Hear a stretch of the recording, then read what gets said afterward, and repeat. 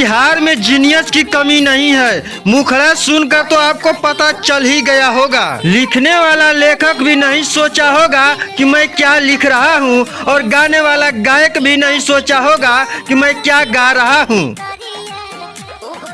भोजपुरी गाने को हमेशा अश्लीलता का ही दर्जा मिलता है, लेकिन प्रशांत सर ने एक अलग ही कारनामा कर दिए हैं। कारनामा तो होना ही था, क्योंकि धरती जो है बिहार की है। बिहार के धरती पर एक से एक बड़े से बड़े महापुरुष पैदा होते हैं।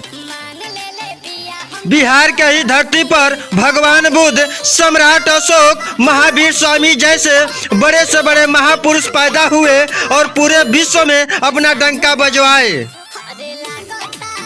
बिहार के ही प्रशांत युवा टीचर हैं और सभी भोजपुरी गानों को केमिस्ट्री सॉन्ग में बदल दिए हैं। गाने के लाइन पर ये केमिस्ट्री के सूत्र कैसे बताते हैं, ये आप वीडियो में देख रहे हैं और ऑडियो हम आपको सुनवा रहे हैं।